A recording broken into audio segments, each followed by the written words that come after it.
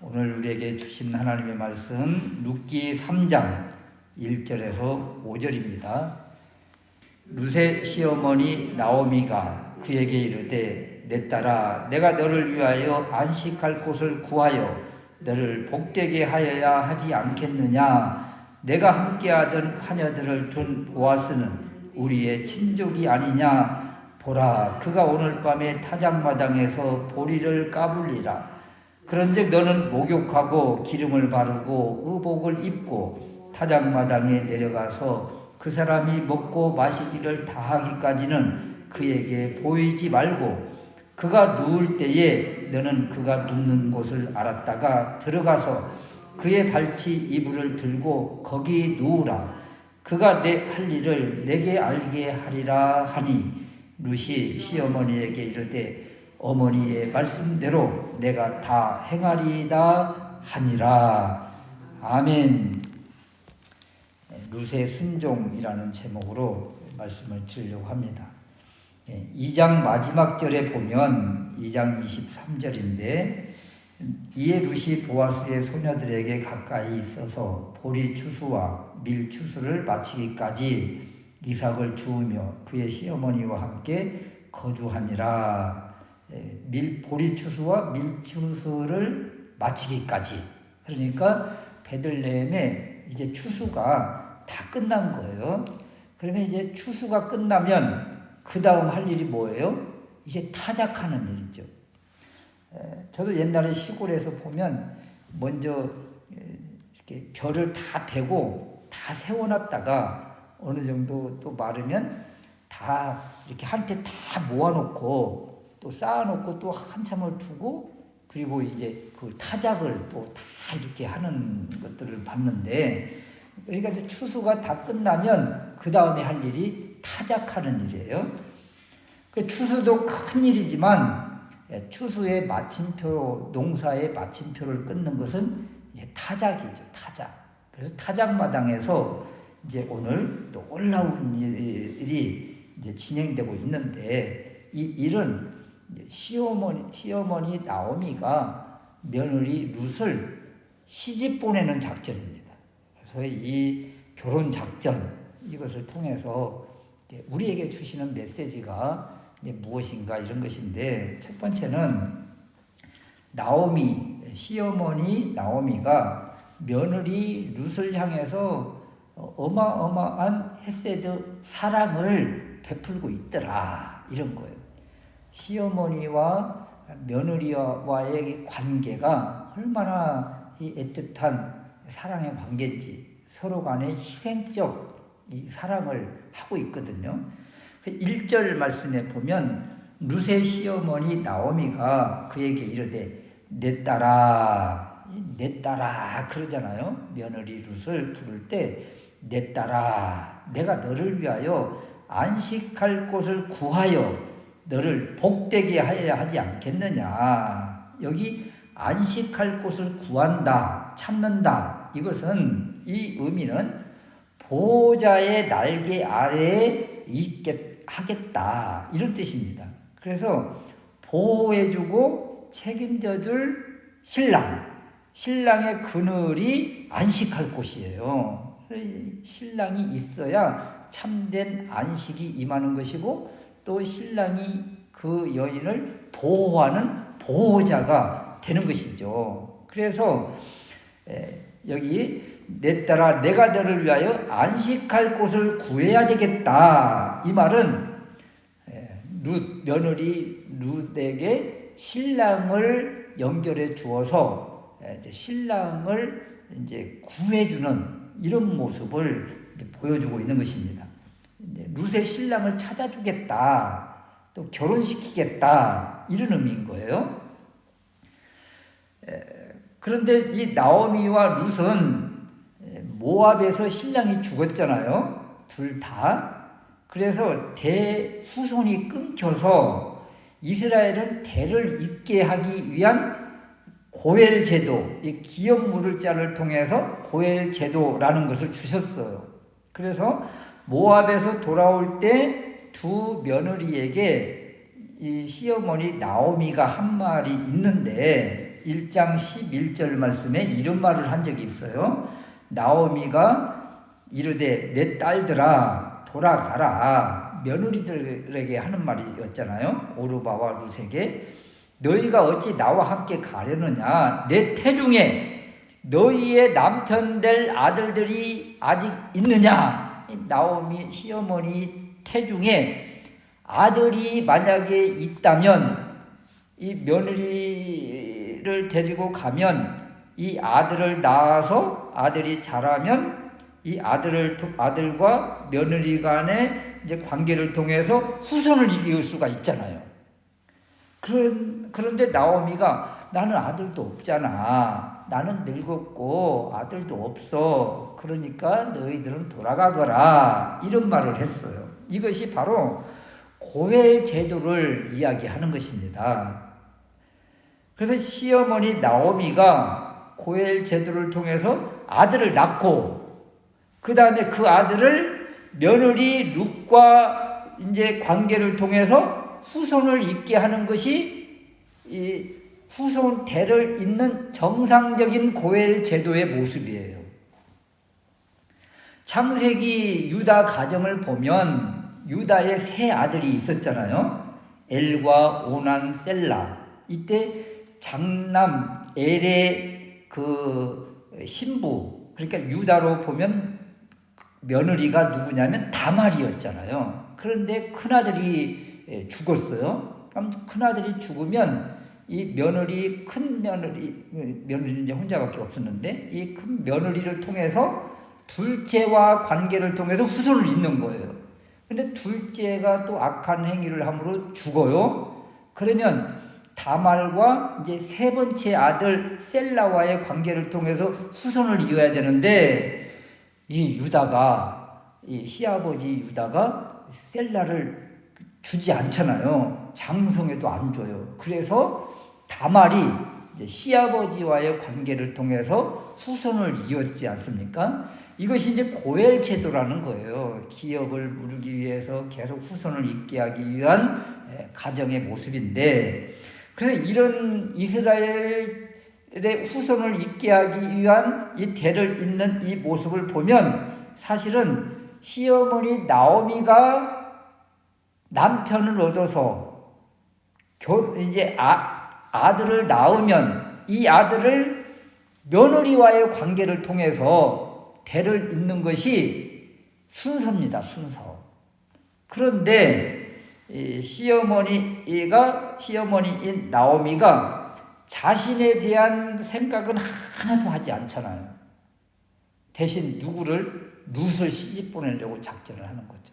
물론 시어머니 나오미가 나는 늙었고 이런 말도 있었지만 그럼에도 불구하고 이 가정에 대를 이으려면 나오미가 아들을 낳아서 룻과의 관계를 통해서 후손을 잇는 것이 엘리멜렉의 가문을 잇는 정상적인 방법이에요. 그런데 나오미 시어머니는 전혀 이 여기에 대해서는 하나도 생각을 하지 않는 거죠. 자신은 내려놓고 그 다음 누구만을 생각을 하고 있는가 하면 며느리 룻만 생각을 하는 거예요.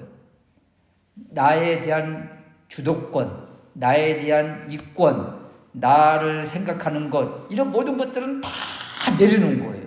이 모습이 나오미 시어머니가 며느리 룻을 얼마나 사랑하는지에 대한 모습이라는 거죠. 그래서 자신의 이권은 하나도 생각하지 않고 내 것, 내 주도권은 다 내려놓고 다른 사람, 누구요? 며느리 룻만을 생각하는 거예요. 며느리 룻만 안식을 누리면 신랑을 얻으면 좋겠다 하는 그 시어머니의 간절함이 이 안에 있다. 왜 이런 모습인가? 시어머니 나오미가 며느리 룻에게 얼마나 큰 사랑을 지금 받고 있습니까? 며느리 룻이 계속 날마다 보아스의 밭에 가서 이삭을 주워 와서 이것으로 지금 이 삶을 유지하고 있는 거잖아요.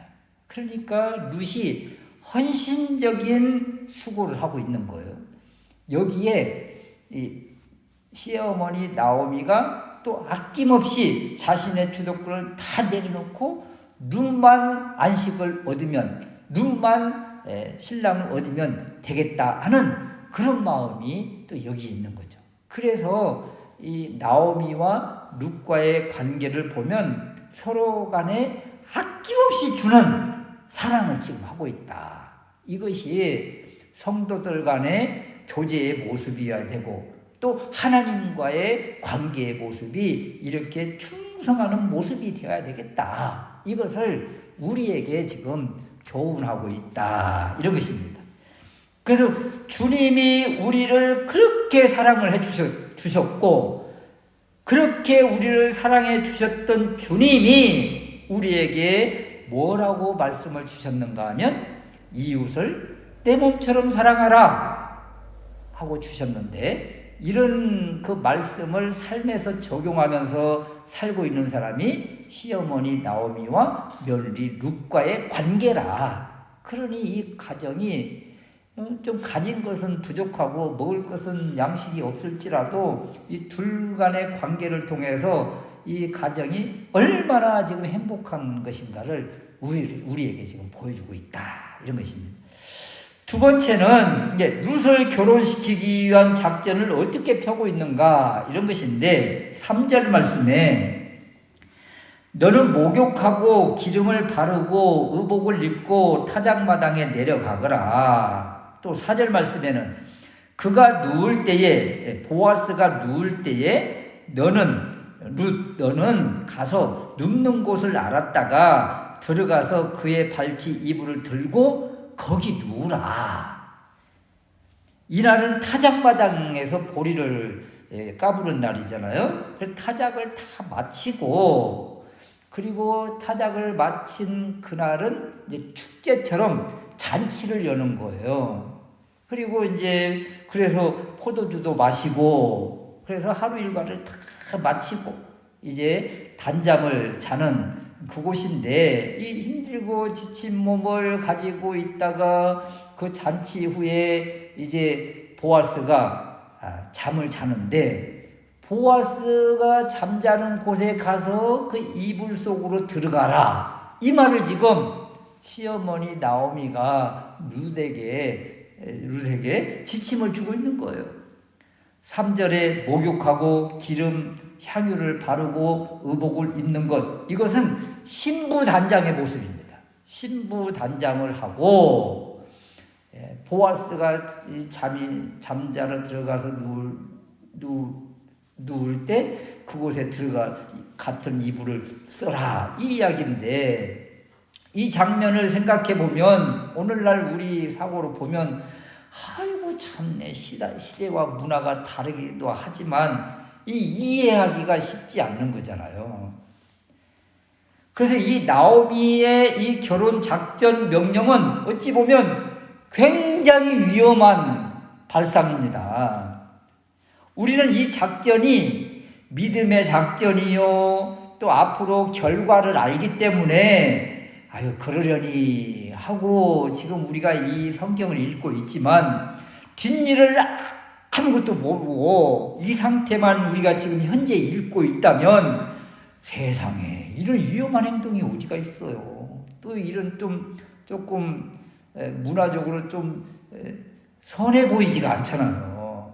또 보아스가 남자인데 어떻게 나올지도 모르는 상황에서 황당하기도 하고 무모하기도 하고 위험하기도 한 일이 바로 이 결혼 작전입니다. 만약에 말이에요, 보아스가 악심을 품었다든지, 또는 보아스가 룻 과부를 범한 것으로 소문이 나거나, 그러면 보아스가 굉장히 명성 있는 사람, 유력한 사람인데 그 지역에서 이 명성이 한순간에 무너지는 것 아니겠어요? 이거 소문 나봐요. 무서운 일이에요. 그래서 나오미와 룻이 후손을 잇기 위한 믿음의 작전 처절한 모습이지만, 상대방은 그렇지 않을 수도 있다는 거예요. 나오미와 룻은 어떻게든지 이 기업 물을 자, 이 보아스로부터 씨를 받기 위한, 후손을 잇기 위한 몸부림의 행동이지만 상대방은 그렇지 않을 수도 있다는 이야기예요. 신약에도 생각해 보면 이런 일들이 있습니다. 신약에도 이런 어찌 보면 황당한 일들이 있는데요. 여러분, 혈루증 여인을 생각해 보세요. 혈루증 여인은 율법에 부정한 여인입니다. 부정한 이 여인은 다른 것을 만지면 안 돼요. 이 여인이 다른 것을 만지면 그 만지게 된 그쪽 부분도 부정하게 되는 거예요. 그러면 이 여인이 밖으로 나가서 활동을 하면 돼요? 안 돼요? 안 되는 거죠. 자신은 이 혈루증의 병을 낫기 위해서 예수님 옷자락만 만져도 낫겠다는 믿음을 가지고 행동을 했지만 사실 율법적으로 그 당시 사회적인 상황과 환경을 바라보면 이 여인이 예수님께 나아가는 동안에 주변에 접촉하는 사람들이 있을 것 아니겠어요? 그 사람들 다 부정하게 된 거잖아요. 또 이 여인이 부정한 이 여인이 예수님을 만졌어요. 예수님도 부정하게 되는 거잖아요. 그래서 자신은 병을 낫기 위한 몸부림, 처절한 몸부림, 믿음을 가지고 행동을 했지만 상대방은 그렇지 않을 수도 있다는 이야기예요. 상대방은. 그러나 이 모습이 예수님께서 이 믿음을 칭찬하고 그리고 이 여인을 치유해주고 결말이 좋아서 이렇게 아름다운 믿음의 이야기로 결말이 되었지만 만약에 예수님이 율법적인 잣대로 이 여인을 상대했다면 이 여인은 부정한 여인으로 사람들로부터 돌매를 맞을 그런 위기인 거예요.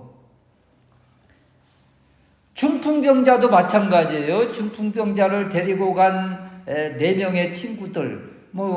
지금 예수님이 그 집 안에서 사람들에게 말씀을 증거하고 있잖아요. 오늘날로 바라보면 예배의 모습이에요. 그런데 그 지붕을 뜯고 먼지가 내려오고 어떤 상황이 됐든 그 예배를 방해하는 거잖아요. 그 자신들은 믿음의 행동을 하고 이 중풍병자를 낫기 위한 그냥 자신이 할 수 있는 모든 방법을 다 동원을 했지만 반대로 그 집 안에 지금 예수님께서 귀한 말씀을 증거하고 계시는데 막 소리가 나고 뭐가 떨어지고 막 이렇게 예배가 방해가 되고 그러면 이게 어떻게 되겠어요? 물론 예수님이 그들의 믿음을 칭찬하고 중풍병자를 이렇게 치유해 주어서 좋은 결말이 났지만 과정을 바라보고 상황과 환경을 바라보면 좀 이해 안 되는 행동들인 것이죠. 룻의 이 모습도 이런 것입니다.